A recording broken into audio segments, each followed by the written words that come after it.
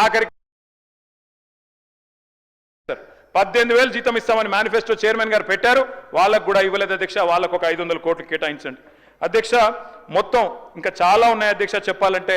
Crime rate పెరిగిపోతా ఉందని చెప్పి స్వయంగా డీజీపీ గారే హైదరాబాద్లో 40% పెరిగిందని, సైబరాబాద్లో 64% పెరిగిందని చెప్తా ఉన్నారు అధ్యక్ష. చాలా జరుగుతూ ఉన్నాయి అధ్యక్ష. ప్రోటోకాల్ వైలేషన్స్ ఇంకా చెప్తే చాలా ఉంటాయి. క్రైమ్ రేట్ ఎట్లా ఉందంటే, పరిస్థితి ఎంత అధ్వానంగా ఉందంటే, మా హరీష్ రావు గారి మీద కాంగ్రెస్ నాయకుడు అంటాడు అధ్యక్ష, పెట్రోల్ పోసి చంపేస్తా అంటాడు, కానీ చర్యలు ఉండవు, కేసులు కావు. కానీ మా మీద మాత్రం చిన్న వాటి కేసులు, జైలు. ఏం పర్వాలేదు అధ్యక్ష.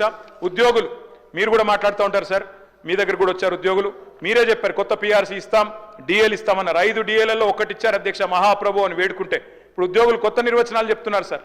ఐఆర్ అంటే ఇప్పట్లో రాదు, డిఏ అంటే దయచేసి అడగొద్దు, పీఆర్సీ అంటే పనికిరాని చర్చలు. అట్లా అయిపోయింది అధ్యక్ష ఈరోజు పరిస్థితి. ఓల్డ్ పెన్షన్ స్కీమ్ తెస్తామన్నారు, ఎప్పుడు తెస్తారో చెప్పాలని చెప్పి నేను కోరుతా ఉన్నా అధ్యక్ష.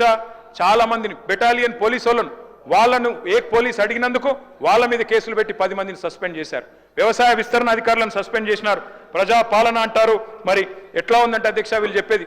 Okay sir, I'm concluding sir అధ్యక్ష. వీళ్ళు చెప్పేది ఎట్లా ఉందంటే అధ్యక్ష, ప్రజా పాలన ఎట్లుందంటే అధ్యక్ష, వీళ్ళు చేసేది మొహబ్బత్ కా దుకాన్ కాదు అధ్యక్ష, వీళ్ళది నఫరత్ కా నయా బజార్ అధ్యక్ష. ఇందిరమ్మ రాజ్యం అంటే ఏందో అనుకున్నాం అధ్యక్ష, ఎమర్జెన్సీ రోజులు తిరిగి తీసుకొచ్చినారు అధ్యక్ష. ప్రజా పాలనలో ప్రజాస్వామిక స్ఫూర్తి ఎంత ఉందంటే, ఇప్పుడే నేను చెప్పాను అధ్యక్ష, నేతి బీరకాయలో నెయ్యి ఎంత ఉన్నది. ఒక మాట, మొన్న మధ్యన పెద్ద మనిషి నాంపల్లి స్టేషన్లో దిగినాడు సార్, దిగి ఆటో ఎక్కాడు, బెస్ట్ హోటల్కి తీసుకుపోమన్నాడట సార్. తీసుకుపోయినాడు ఆయన, పాపం ఆటో ఆయన. తీసుకపోతే భోజనం చేసినాడు. భోజనం చేస్తే భోజనం మాత్రం చెత్తగా ఉందట.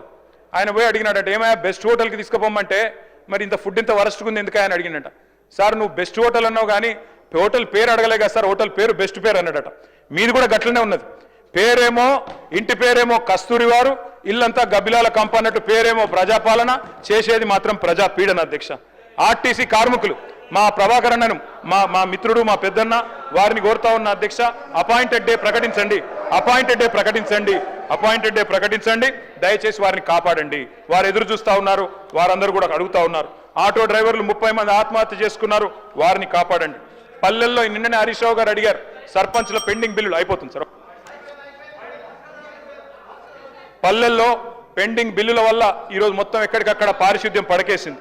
దయచేసి ₹1 కోటి వరకు మేము చిన్న కాంట్రాక్టర్ల బిల్లులు మార్చి 31 లోపల ప్రతి సంవత్సరం రిలీజ్ చేసేది, దయచేసి రిలీజ్ చేయాలని కోరుతా ఉన్నా. ఆ సర్పంచ్లందరూ ఆందోళన చేస్తూ ఉన్నారు, వారి కోసం దయచేసి మీరు స్పందించాలని కోరుతా ఉన్నా అధ్యక్ష. దయచేసి బీసీ డిక్లరేషన్లో పెద్దలు మరి ఆనాడు సిద్ధరామయ్య గారు వచ్చి చేసినారు అధ్యక్ష. 20,000 కోట్ల బడ్జెట్ పెడతామన్నారు, కానీ 2 బడ్జెట్లు కలిపితే కూడా 20,000 కోట్లు కాలేదు. దయచేసి బడ్జెట్ను సవరించి 20,000 కోట్లు కేటాయించండి.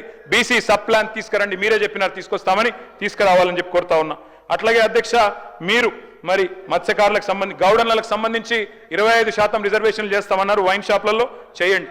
దళితుల విషయంలో, గిరిజనుల విషయంలో మీరే చెప్పారు అధ్యక్ష, కేసీఆర్ ప్రభుత్వం దళిత బంధు 10 లక్షలు ఇస్తున్నది, మేము 12 లక్షలు ఇస్తామన్నారు, ఇవ్వాలని చెప్పి నేను కోరుతా ఉన్నా.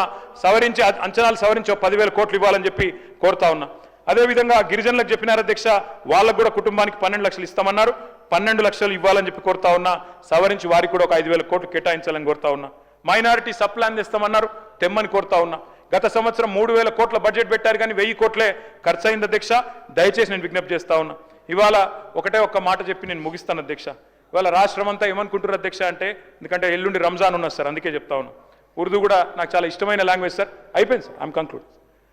రాష్ట్రం అంతా ఒకటే అనుకుంటున్నారు సార్, సిర్ఫ్ జుబా పే తే झूठे वादे, दिल में थे सारे गलत इरादे. कांग्रेस को थी सिर्फ कुर्सी से प्यार, तेलंगाना की मिट्टी से की कैसी गद्दारी. वादों के धोखे बस यादों में रह गए, वादों के धोखे बस यादों में खो गए, और अवाम के अरमा ख्वाब बन के रह गए. తెలంగాణ అంటే అధ్యక్ష మొహబ్బత్ కా మకాన్ అధ్యక్ష.